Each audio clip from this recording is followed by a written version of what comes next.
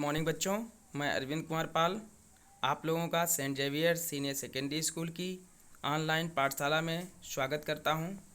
बच्चों, आज मैं आप लोगों के लिए हमें सृजन की शक्ति दो माँ कविता को लेकर उपस्थित हुआ हूं।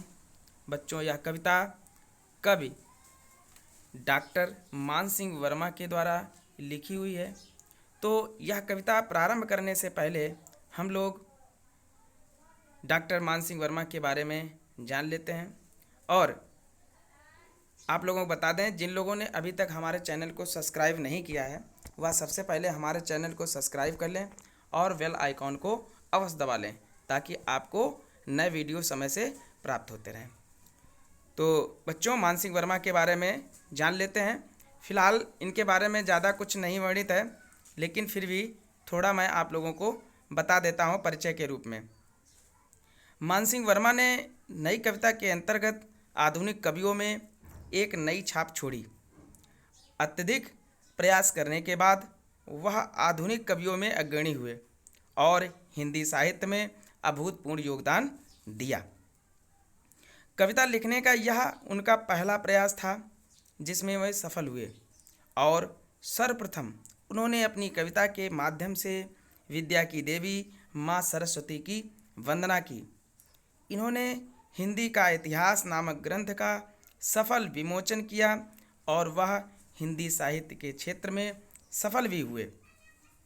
फिलहाल वर्मा जी ने अपने बारे में सामाजिक रूप से कहीं भी कुछ भी वर्णन नहीं किया है और ना ही इनके बारे में परिचय के रूप में साहित्य जगत में वर्णन मिलता है।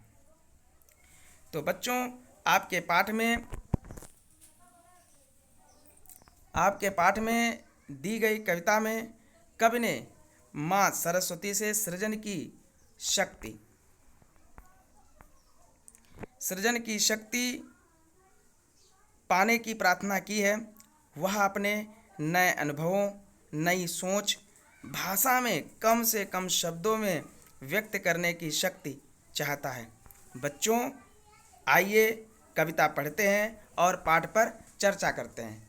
तो कविता आपकी है, हमें सृजन की शक्ति दो माँ। बच्चों, इस कविता में कवि अपनी कविता को अच्छे से अच्छा लिखने के लिए माँ सरस्वती से प्रार्थना, वंदना, निवेदन कर रहा है। प्रस्तुत कविता में कवि अपनी कविता को पूर्ण करने के लिए माँ सरस्वती की वंदना कर रहा है और कविता को सफल बनाने के लिए माँ सरस्वती से निवेदन कर रहा है कि मेरे हृदय में शब्दों का असीमित भंडार भर दो ताकि कम शब्दों में कविता अर्थपूर्ण और विस्तृत हो। तो बच्चों, समझ में आ रहा है? अब पाठ पढ़ते हैं, कविता पढ़ते हैं और कविता के भाव को समझते हैं। नया शब्द दो, नया अर्थ दो, एक शब्द भी नहीं व्यर्थ दो, अमित अर्थ अति आखर थोरे, ऐसी विलक्षण उक्ति दो माँ, हमें सृजन की शक्ति दो माँ, हमें सृजन की शक्ति दो माँ, हमें सृजन की शक्ति दो माँ। प्रस्तुत कविता में कवि कह रहा है कि हे माँ सरस्वती, मुझे कविता लिखने की ऐसी शक्ति प्रदान करो जिनके अनोखे कथन होने के साथ साथ अक्षर थोड़े और अर्थ विस्तृत हों। बच्चों, यहाँ पर आप देख रहे हो उक्ति माने होता है कथन। उक्ति माने क्या होता है? कथन। विलक्षण माने होता है अनोखे। अमित माने विस्तृत। आखर माने अक्षर। यानी कि कवि यहाँ पर कहता है कि अक्षर ऐसे विलक्षण उक्ति के साथ साथ अक्षर जो होने चाहिए वो नए होने चाहिए और अर्थ नए हों और उनका अर्थ जो है सटीक होना चाहिए।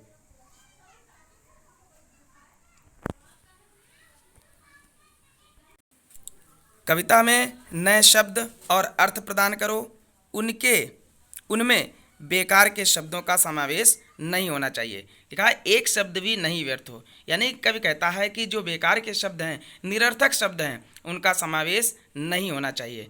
ऐसी अनोखी शक्ति प्रदान करिए। दो अकंप विश्वास आस्था, दुर्गम कांटों भरा रास्ता, पार करे हम हंसते हंसते, लक्ष्य विरल की सिद्धि दो माँ, हमें सृजन की शक्ति दो माँ, हमें सृजन की शक्ति दो माँ। यहाँ पे बच्चों लिखा है अकंप। अकंप माने होता है ना डगमगाने वाला, ना डगमगाना, यानी कि जो कंपित ना हो, जिसमें कंपन ना हो। विश्वास, ऐसा विश्वास। दुर्गम भरा, यानी कि दुर्गम जहाँ पर चलना कठिन हो। कांटों भरा रास्ता, यानी कि जहाँ जिस मार्ग पर बहुत सारी कठिनाइयाँ हों, ऐसा मार्ग। तो इस पंक्तियों में प्रस्तुत कविता में कवि कह रहा है कि हे माँ सरस्वती, मुझे सृजन करने की ऐसी शक्ति प्रदान करो कि जो भी मेरा लक्ष्य है वह लक्ष्य मैं प्राप्त करूं। लक्ष्य विरल की सिद्धि दो माँ, यानी कि जो भी मेरा लक्ष्य है वह मुझे लक्ष्य प्राप्त हो। दुर्गम कांटों भरा रास्ता, पार करें हम हंसते हंसते। इसका मतलब यह हुआ बच्चों कि जो भी मार्ग में, रास्ते में पड़ने वाली कठिनाइयां हैं, उन कठिनाइयों को हंसते हंसते सहन करने की क्षमता, और दो अकंप विश्वास आस्था, और ना डगमगाने वाला विश्वास और आस्था कायम रहे। तो बच्चों समझ में आया? आगे देखते हैं। दूर रहे अवसाद निराशा, चुके नहीं आशा की भाषा, नत हो हिम शिखरों को छू लें, ऐसी सघन अनुरक्ति दो माँ, हमें सृजन की शक्ति दो माँ, हमें सृजन की शक्ति दो माँ। प्रस्तुत पंक्तियों में कवि कह रहा है कि मेरे जीवन में अवसाद माने होता है दुख। बच्चों अवसाद माने क्या होता है? दुख। तो कवि कहता है मेरे जीवन में दुख और निराशा पास ना हो, यानी कि कभी भी दुख और निराशा मेरे पास ना आए, और कभी भी चुके नहीं आशा की भाषा, और कभी भी आशा यानी कि उम्मीद की जो भाषा है, शब्द हैं, वह कभी भी समाप्त ना हो। हे माँ सरस्वती, मुझे ऐसी विलक्षण शक्ति प्रदान करो। बच्चों कवि कहता है हे माँ सरस्वती, माँ सरस्वती से निवेदन प्रार्थना करते हुए कहता है कि हे माँ, मुझे ऐसी विलक्षण शक्ति प्रदान करो जिसमें मैं ऊंचे ऊंचे पर्वतों को छू लूँ, नत हो हिम शिखरों को छू लूँ। हिम शिखरों माने बर्फ के बड़े बड़े पहाड़, पर्वतों को छू लूँ। आपकी कृपा से वह नत हों। नत माने होता है झुकना। नत माने बच्चों क्या होता है? झुकना। आपकी कृपा से वह झुक जाएं और मेरे मन अटल विश्वास की उत्पत्ति हो, मेरे मन में अटल विश्वास की उत्पत्ति हो जाए। आगे देखते हैं। मानवता यदि हो अभिशापित, रोग शोक दुख दैन्य पराजित, दे सर्वस्व विजयनी कर दे, ऐसी मनुज आसक्ति दो माँ, हमें सृजन की शक्ति दो माँ, हमें सृजन की शक्ति दो माँ। बच्चों जैसा कि आप लोग जानते हैं कि मनुष्य जीवन में बहुत सारी कठिनाइयाँ आती हैं।